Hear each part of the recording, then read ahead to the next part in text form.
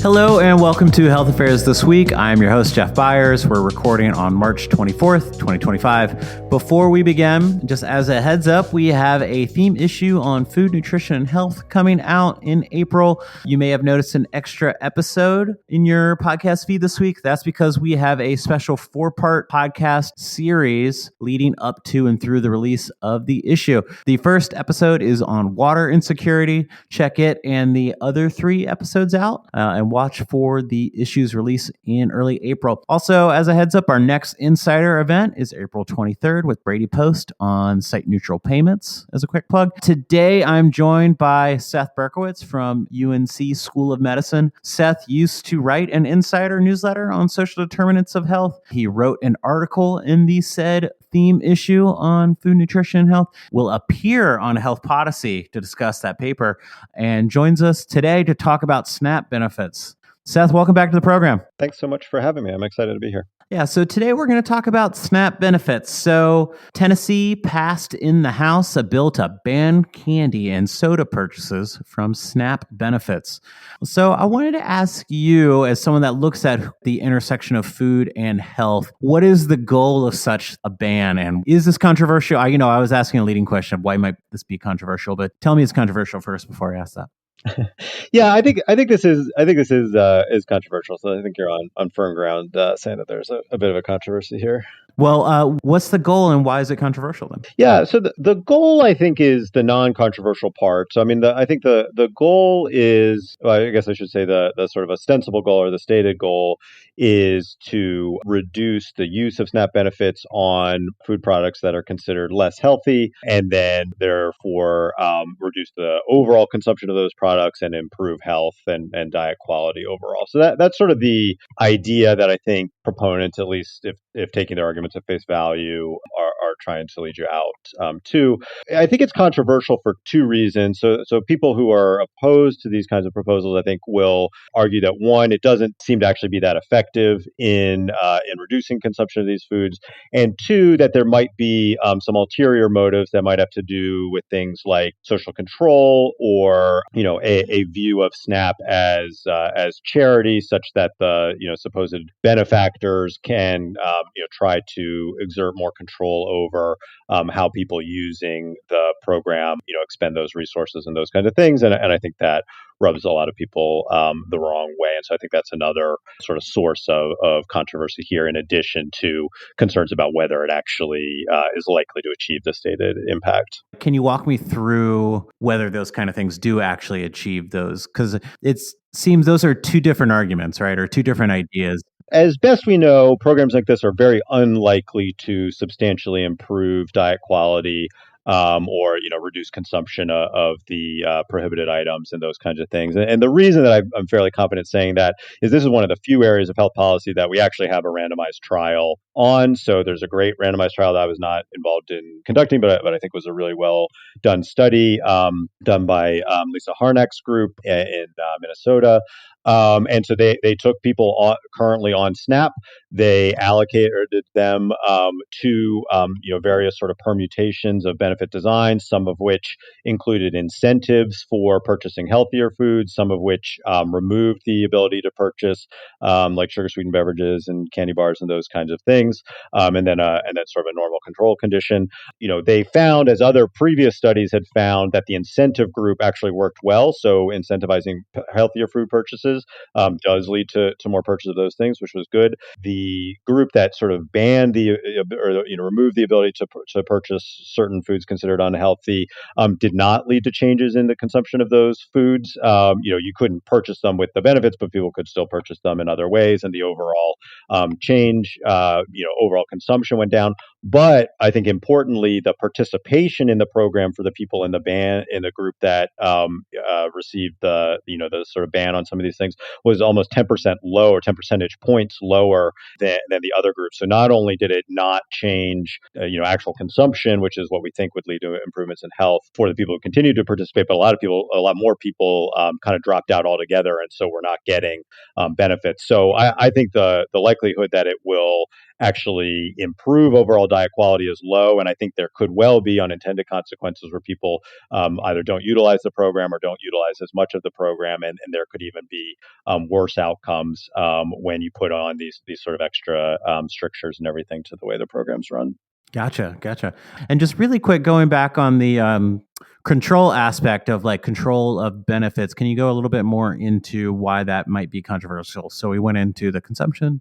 Yeah, so I think there are a couple reasons. So I mean, in my mind, the essence of charity is that it's discretionary, right? So if you think of what a church or a private organization or something does, they kind of get to pick and choose who they may want to give programs to, what they want to focus on, and those kinds of things. And that's private sector, and I think seems fine. When you start talking about like an actual government program, something that people have a legal right to when they meet the qualifying conditions and those kind of things, you're not really talking about charity anymore. And I think sort of part of our overall institutions of income provision in the U.S., certainly since the 1996 welfare reform, have included a key role for SNAP as a way to support people's food budgets and people's income when they're in dire circumstances. So adding on additional restrictions and other things to that, to a group that we're already not providing cash, right? You can't spend your SNAP benefits on everything. We already restrict the way that the food purchase can be spent. You can't, famously in most states, you can't purchase it on hot foods or things that are going to be consumed on site. It's only for groceries and food items that you're meant to take out of the store and then prepare at home and things like that. So there are already things there, and so adding on additional restrictions, I think strikes many people as sort of going against the purpose of the SNAP program to sort of provide this food assistance for people who are in dire straits. I'll say maybe just I don't know. To me, this is funny. I don't know if the listeners will think it's a funny anecdote, but sort of a funny anecdote, because these kinds of discussions come up all the time, and so I've had many conversations like these over the years. And I was talking to someone who's in this space, a researcher in this space like I am, and this kind of thing came up, and I said, well, I don't think these restrictions are very likely to be worthwhile. And he said that well, we should put these on. People won't use their SNAP benefits to buy sugar sweetened beverages or candy bars or those kind of things. I said, well, we could have even more health benefits if we put those restrictions on what you can use dollars to buy, right? I mean, if only 1 in 6 Americans use SNAP to buy their foods, but if 100% of Americans use dollars to buy their food, then we could have 6 times the benefit. And he said, well, SNAP is money from the government, so that's okay to put restrictions on. But I mean, putting restrictions on people's own money, that's not okay. And I was like, my friend, I've got bad news for you about where dollars come from. Like they come from the government as well. And so, if we really think that this would just be beneficial for population health overall, but we're not doing it just to control, a certain segment of the population, then I don't see any argument you could make about what the health benefits of restricting SNAP purchases would be that wouldn't also apply to how dollars might be restricted. I'm going to throw out Maha as far like when looking at potential Make America Healthy Again goals. Will such initiatives like this come more from states or federal policy? Yeah, I mean, I think there's broad recognition that diet and nutrition play a key role in health. That diet and nutrition in the U.S. overall is not where it should be, and that's a key contributor to our relatively poor population health. And I think a lot of people are getting behind the idea that we need to do something about that. I think there is likely to be action at the federal level, and that it's been a priority that's been expressed. However, the U.S. is a very federalized system, and so action from the state and the federal, sort of the national government can occur in parallel. And I think to the extent that we're just sort of catching the zeitgeist here and saying, yeah, we really need to pay attention to these issues, then we may see it at the state level in addition to the federal level. And often these things are kind of complementary as well, right? I mean, one of the great things about our federal system is states are sort of laboratories in some sense where they can experiment with different policies that might get adopted and implemented nationally. nationally. And so I think we'll see a lot of that during this period as well, where there'll probably be some federal initiatives, there will probably be some state initiatives. Those state initiatives might get taken national when they're successful and that kind of thing. So I think we'll see it coming from both levels. Okay, great. So yeah, speaking of that, we know when you're talking about the intersection of food and health, that food plays obviously a big role into the health of individuals. The U.S. life expectancy lags behind other countries. I think there's a lot of evidence on that. Like, what evidence and how does food play into that? Yeah, so I mean, I think the U.S. population health does lag. Life expectancy lags. I think we develop chronic conditions earlier in life than many countries, and so the number of years lived with chronic conditions is more, even in the setting of shorter life expectancy. And I think diet plays a key role in that. I mean, there's essentially no demographic or income group in the U.S. that is really hitting dietary guidelines and has a very high quality diet. There's room for improvement in all areas. And I think that's the kind of thing that has effects over the life course. It starts in maybe even in utero, but certainly at least in childhood, and continues throughout adulthood as well. And so I think there are a lot of ways that we could make America healthier overall by focusing on diet and nutrition. So there's a lot of ground to be covered there. It's interesting you talked about that restrictions on SNAP benefits doesn't seem to help consumption patterns that much. And you talked about incentives helping healthier consumption habits. You wrote a book recently. I can't remember the name of it. Please tell me it one more it's time. Called Equal Care. Equal Care. Was there anything in your book about those like potential incentives to make diet better? So one of the key arguments in the book, and one of the key reasons we think that the American diet is maybe less healthy than it should be, is that in general, healthier foods just cost more than less healthy foods.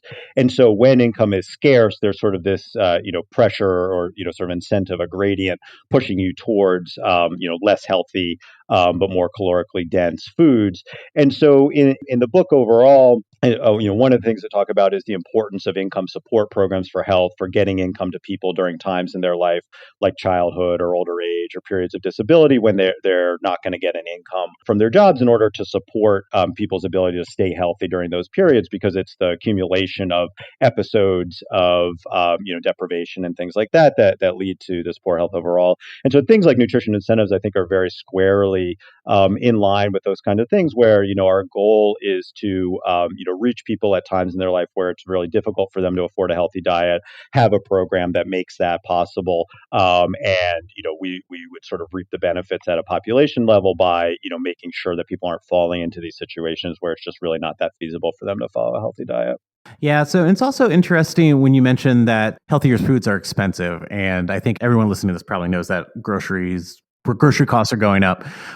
So what, as we kind of close out this conversation, and using the Tennessee soda and candy house ban, what could we see, especially in the light of increasing grocery costs? What might we see for food policy going forward to support making Americans healthy again, for lack of a better term?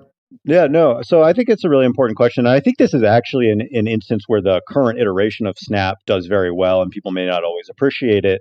So SNAP is indexed to the cost of a healthy diet. So the USDA calculates something called the Thrifty Food Plan, which is meant to be what the cost of sort of a minimum level of healthy diet would be. It adjusts that benefit level on the basis of food price inflation, and so SNAP actually provides very good protection against some of these things. And so that's an element of the program that I think is really important, and we may want to continue.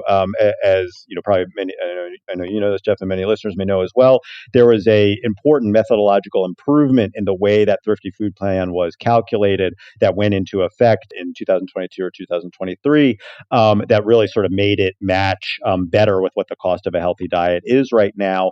And that has been an important, again, sort of improvement in SNAP over the last few years. There is always discussion about rolling those kinds of things back, and I think that would be another step back in population health for exactly the reason that you said, which is that right now SNAP is well designed to be able to buffer people against food price inflation. But if you sort of recalculated some of these things or removed that, then the value of the SNAP benefit would decline, and it wouldn't be able to do as good a job at protecting people's food security and ability to afford a healthy diet. Yeah, well, Seth Berkowitz, thank you again for joining us again on Health Affairs This Week. Make sure the listeners, you check out the April theme issue of Health Affairs where Seth has a paper. Seth, are you able to share what the not breaking embargo, what it's on? Yeah, so the paper is about a way to put together the concepts of income, food security, nutrition security, diet quality, and health. These are all kind of interrelated constructs that play a big role in understanding how these factors shape health. But they're also they're a little bit related, they're a little bit distinct. They kind of can get jumbled up, and so it's a way to try to provide a clear way to think about how these things fit together. Yeah, well, listeners, become readers and check that out. And listen to a health policy to hear Seth talk about that. And also just interesting stuff as it's kind of a ever evolving nature with that intersection of health, diet, and income. So a lot of interesting stuff coming from that. And with that, again, Seth Berkowitz, thanks again for joining us today. And thanks to you, the listener, for joining us. If you enjoyed this episode, send it to the fitness influencer in your life. Thanks, and we'll see you next week.